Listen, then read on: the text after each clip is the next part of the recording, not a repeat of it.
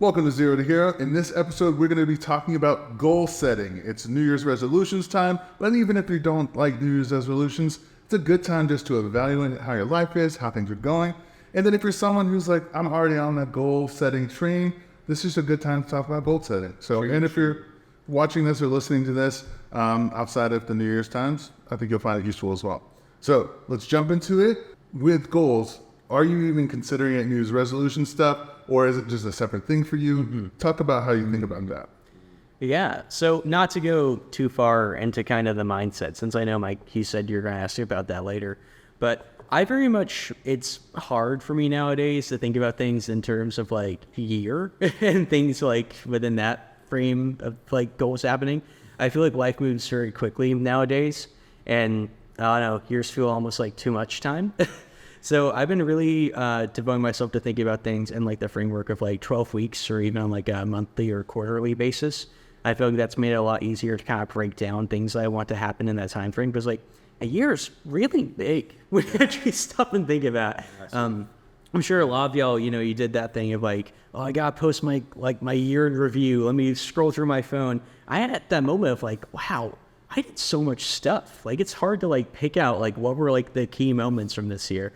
I think that you can really apply that to your goals of like more looking at like the smaller scale stuff. And I think like through the smaller scale stuff, you're able to build up to like those giant goals. When people say like they want to do some huge like semi life changing thing, a lot of times like that's not stuff you're gonna be able to do very quickly.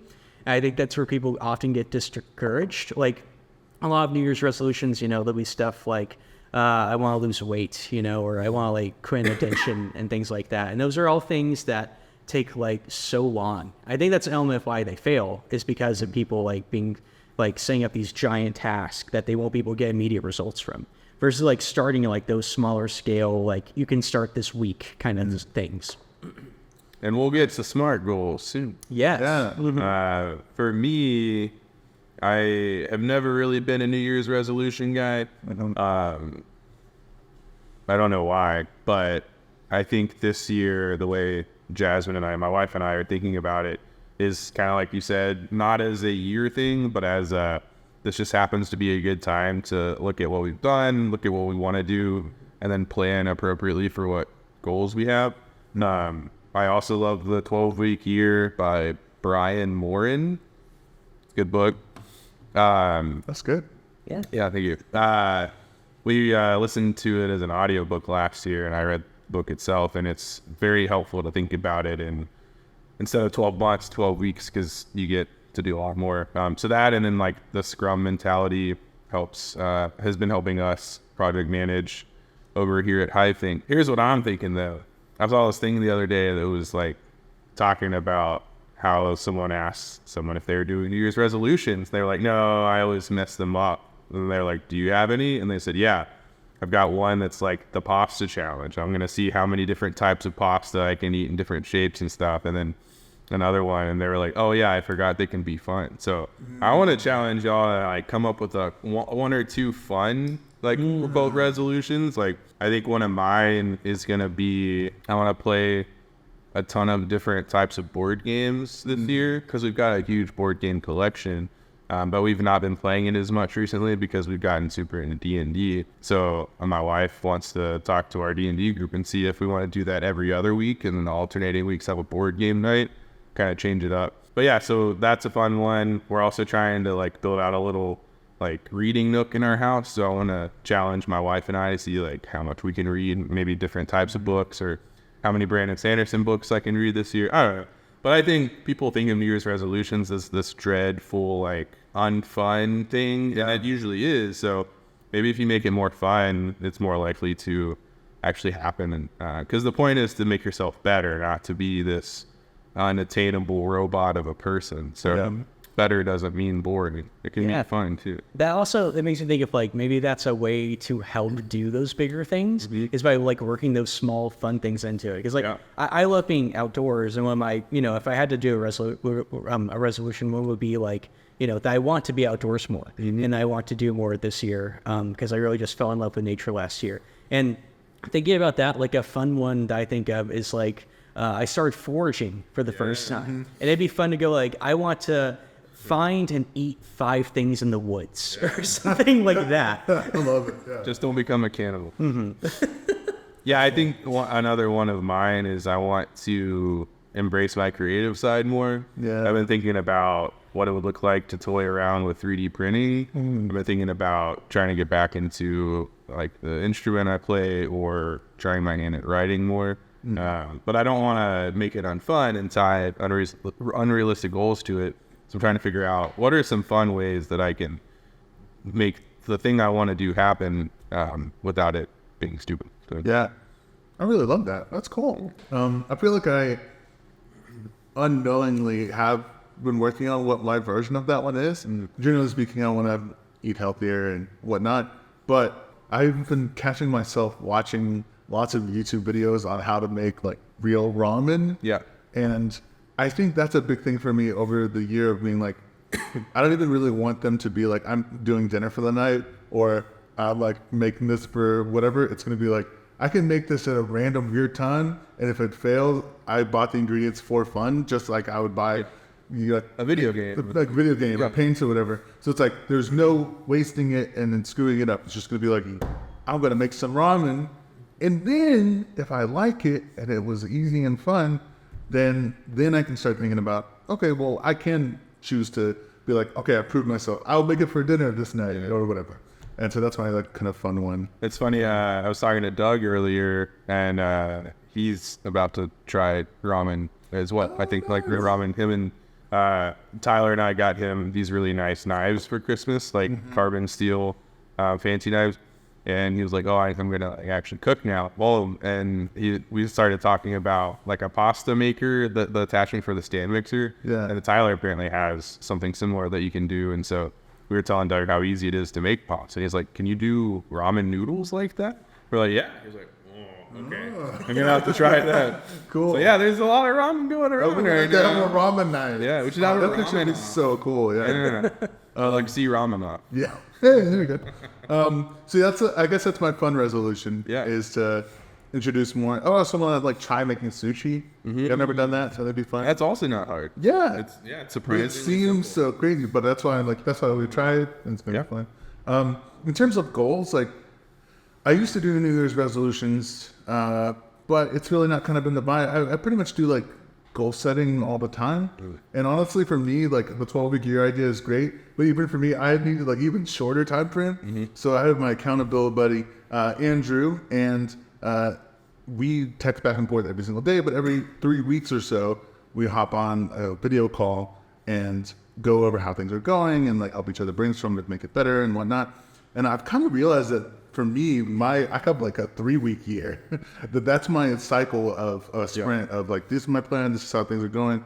And that's the plan. I run it until the 3 weeks. And then at that point we talk and I have another person that's helping me be like, yeah, actually this would be a better tweak for you. And that's kind of moving forward. And I think the only thing that I feel this different, I do feel like an energy around the end of the year where I can't help but be retrospective and evaluate, how things went, what things are working, what things are not.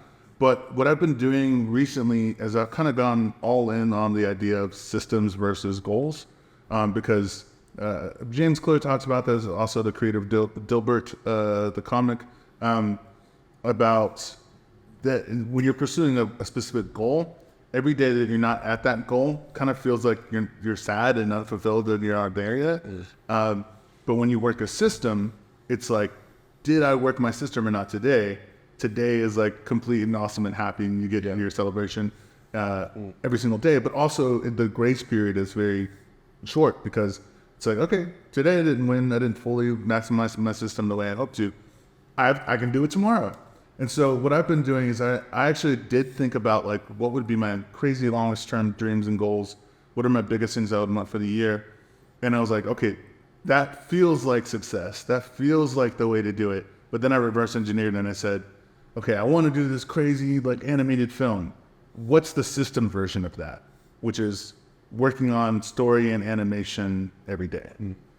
So every day that I work on story and animation, I'm living my dream today and I'm getting to accomplish goals in the micro, which is I work my system. And so I've been applying that to everything. And it's honestly been really helpful for my brain to realize like, the biggest, craziest things I've ever dreamed of, like, oh, one day if this could happen in 10 years, I've just been like reverse engineering. What's the small version of that? How can I live the dream today? And honestly, I always hated, like I always like, it's such bullshit when people say like, how's it going? And you're like, I'm living the dream. But they're just like saying it as the thing they say to be like, I'm an optimistic silver lining person. But this feels like the real version. Or the of opposite. that. Yeah. This feels like the real version of it where I'm like, no, I actually am living my dream. Like I'm doing the stuff I would want to be doing at the end of the rainbow, but I get to do it today. And like, it's been really fun and liberating and I love it.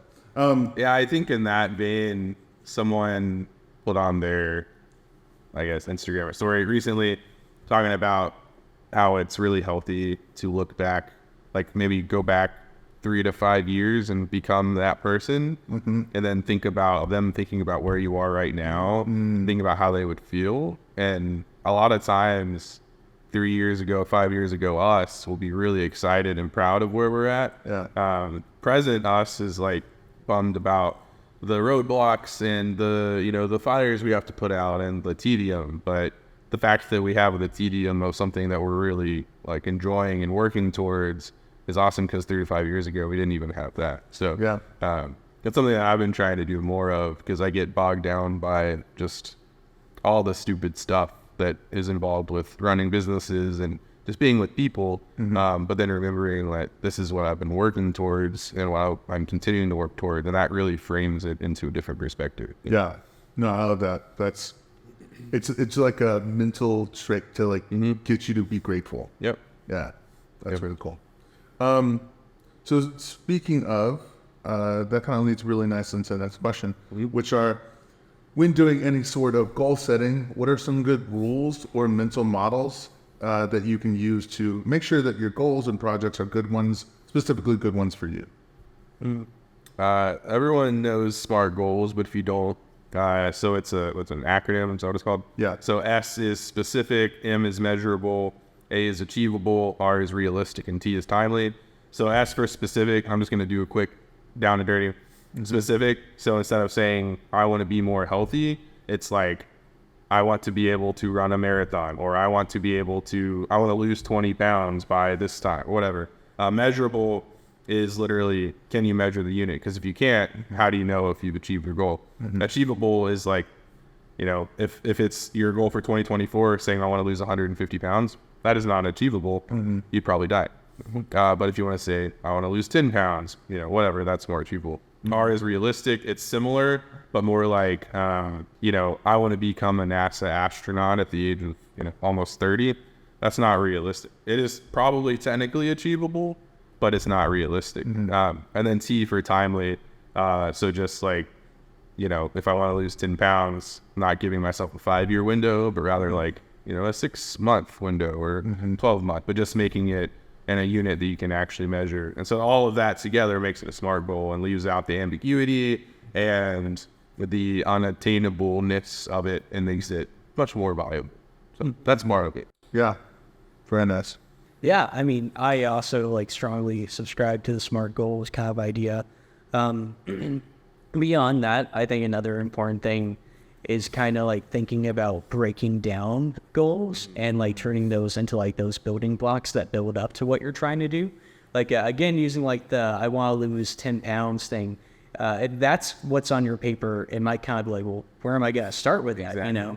So then you can break that down into even the day-to-day of I'm going to go to the gym for X amount of time, or I'm going to go run for this amount, and being able to kind of gauge where you're at and, up that to get to where you're wanting to go. I'm a huge fan of that. You guys know I'm the guy at HiveThink and at BCAF who's always but how are we going to do it? And that's where that comes Get your heads out of the clouds.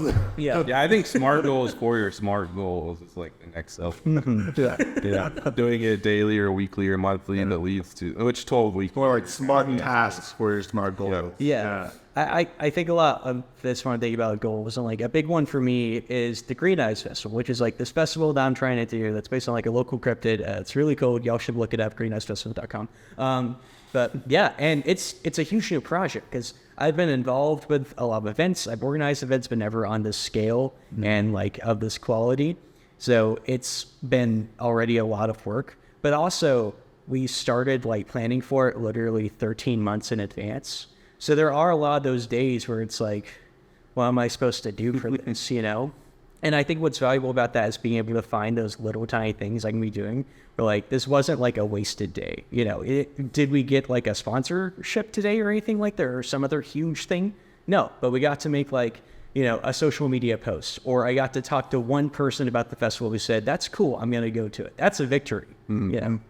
I think I love when you're thinking in long term like that, the idea of doing 1% better every day, because it's exponential. So like 1% of today isn't as big as 1% tomorrow, because it's added on the 1%. So if you do 1% per day, after a year, you're in like crazy numbers of where you were the first day. The snowballs.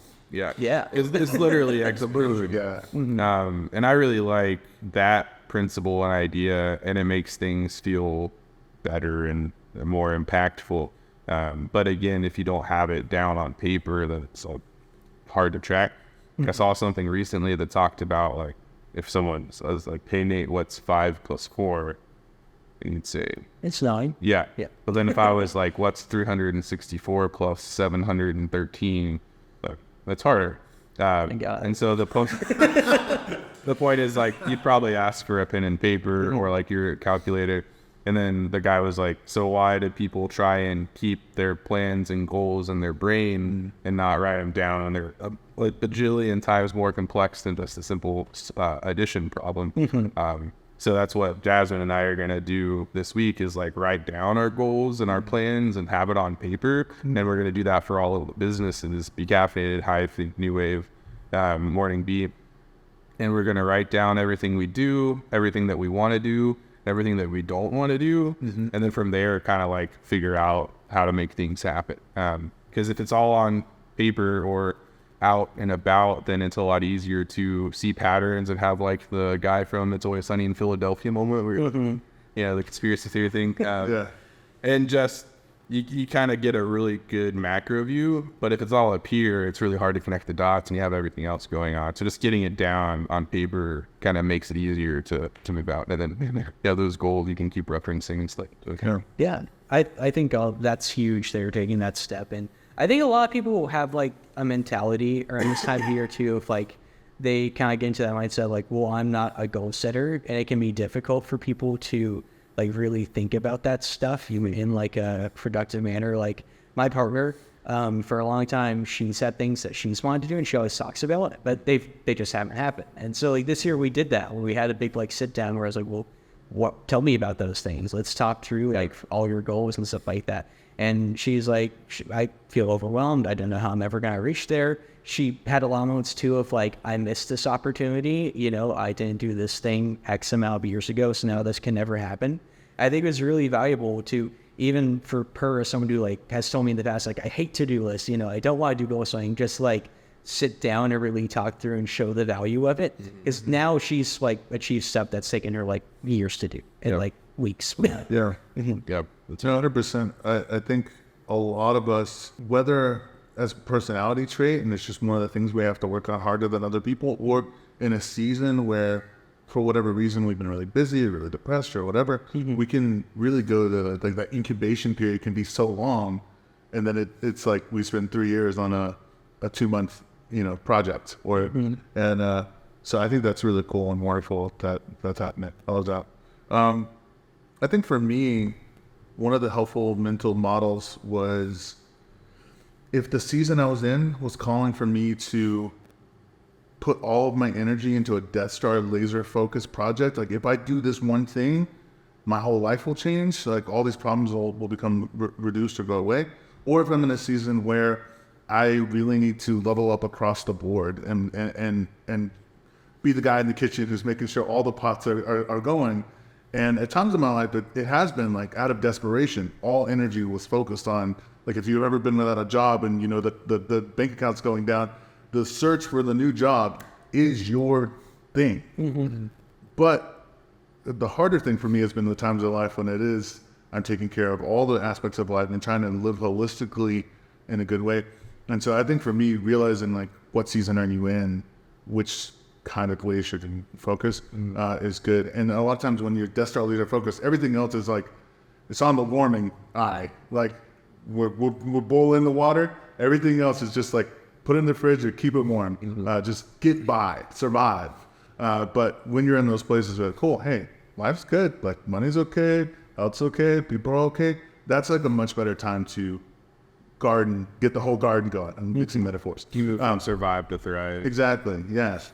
Okay, so we got two more little things and then we'll be wrapping up. So what are some common goal setting mistakes you have done or you've seen others do, and how can we avoid them? Too big. Not break it down, the bite-sized chunks, and just be kind of unrealistic. I think beating yourself up too much when you don't achieve goals is actually a really big one. And that's something that I've had to really come to terms with, because there are times where, just like you're saying, Michael, you think the season's got to be, all warm and cheery and you're going to have that big garden. It's a hard winter. You do not get to do the things you wanted to do. Yeah. And yeah, I had very much I've had those experiences where I've failed health goals and stuff like that. And I'll beat myself up over that. It's looking back, it's you were sick for 2 weeks, Yeah. When were you going to find time to go to the gym, and just stuff like that. Yeah, so I've had that, and I'm like, man, I haven't worked out in forever. It's because, I tore my ACL. And I'm going to physical therapy twice a week. So there's a reason for it. Exactly. I think 100% agree. Those are, I think, probably the two major ones.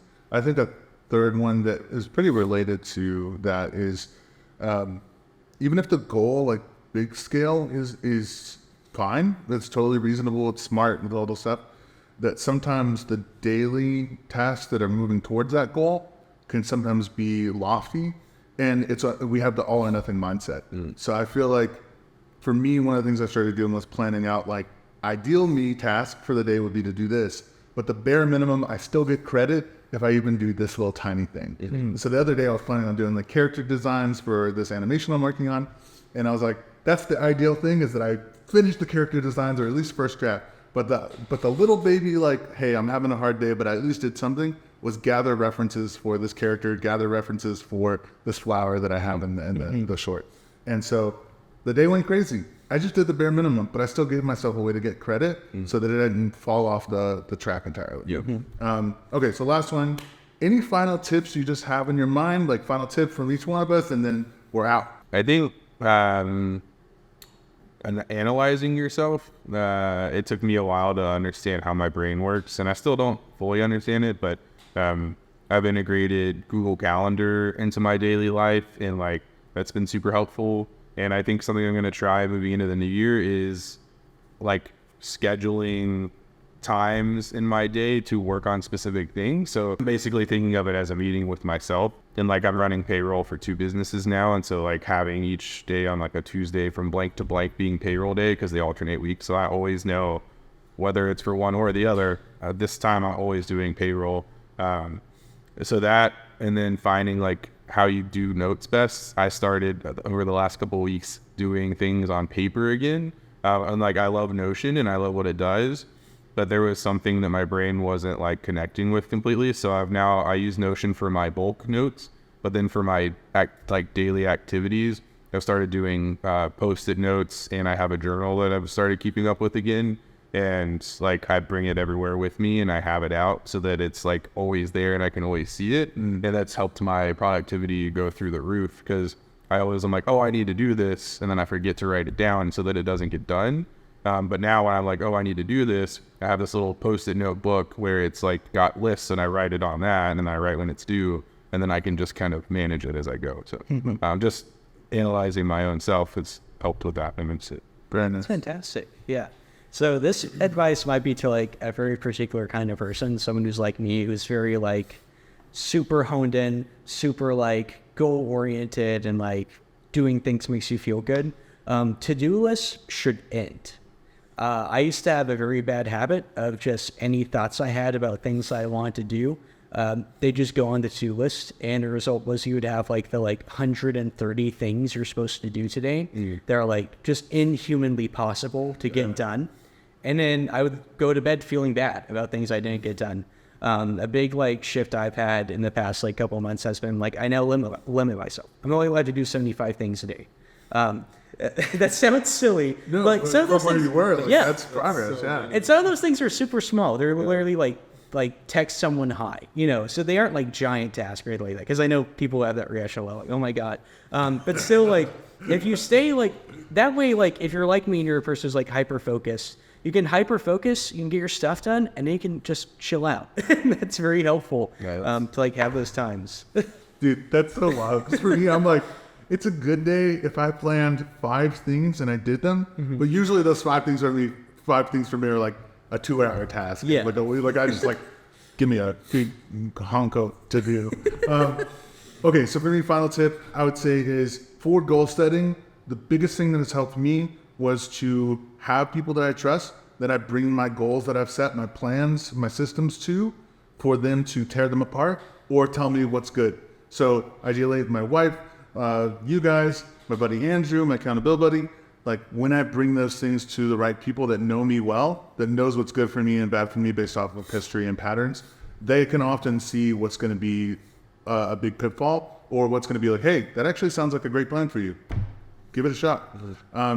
And so kind of final last one is to also treat that as an experiment. So I say like, hey, hypothesis, this is my goal plan. This is my system. Let me test it out for a couple of weeks and see how it goes. Talk to the same people and then tweak it from there. And so that's been really huge for me because in isolation, our brain's crazy. Yep. I feel that. All right. So this has been a really fun episode talking about goal setting. Best of luck to you if you are goal setting. And we hope you have a wonderful day. I'm Michael Orzop. 24. Chris Wood. Nate Tucker. 2024 out. Let's go. Woo.